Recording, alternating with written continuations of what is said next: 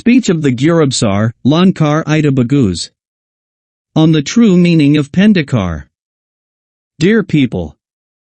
In an era where words seem to lose their power and titles have forgotten their meaning, I consider it my duty as Gurubsar to clarify a title once held sacred, the Pendekar. The concept of the Pendekar originated in the 10th century.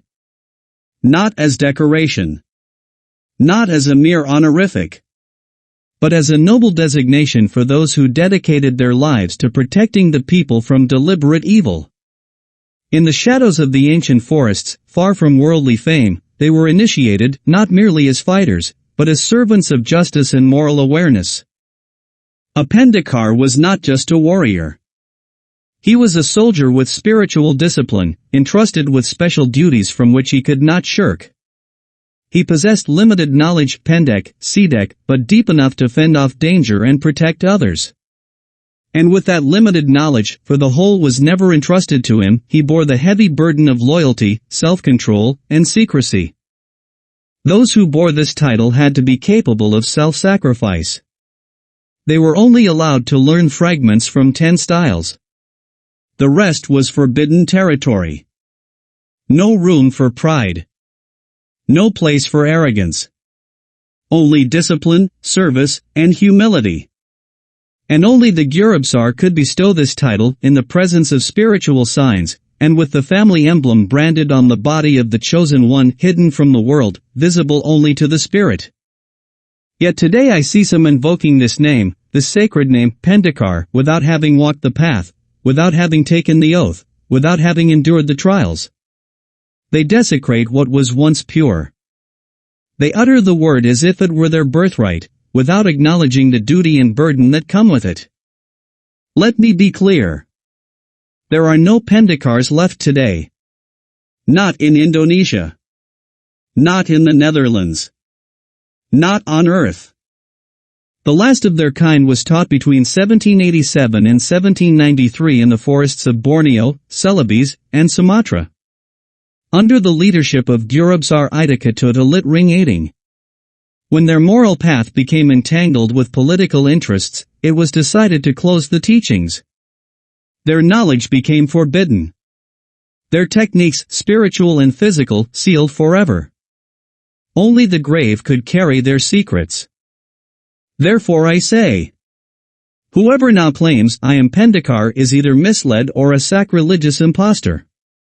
Whoever says my grandfather was Pendekar does not understand the gravity of his words. You can be a umat, a follower, a student, an assistant. But you are only a Pendekar if the teachings have shaped you.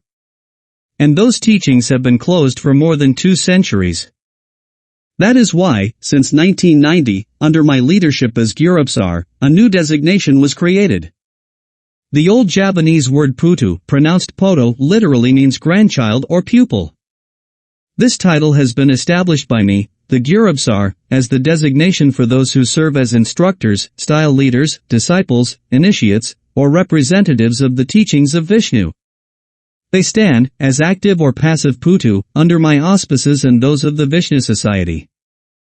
The word ageng, meaning great or high in Old Javanese, is preceded by putu, forming the title Putu Ageng.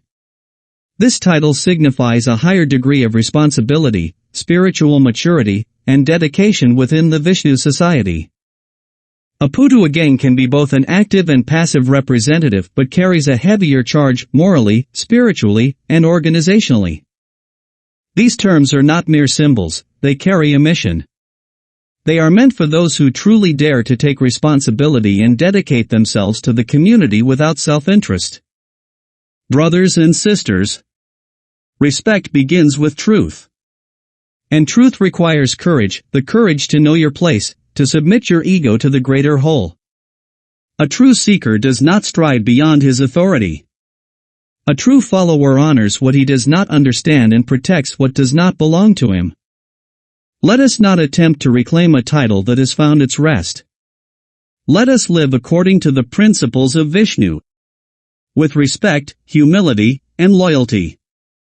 For honor lies not in the name you bear, but in the deeds you perform, silently and openly. May the spirit of the true Pendekars, the brave warriors and wise teachers who lived between the 10th and 18th centuries, illuminate our hearts with their indestructible courage and wisdom. May their example purify our character, strengthen our inner compass, and guide us on the path of justice and integrity.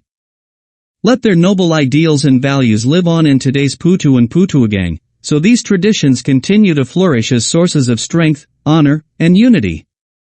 That we, inspired by their life lessons, may continue to strive for balance between body, mind, and soul, and thus pass on the legacy of the Pendekars to future generations.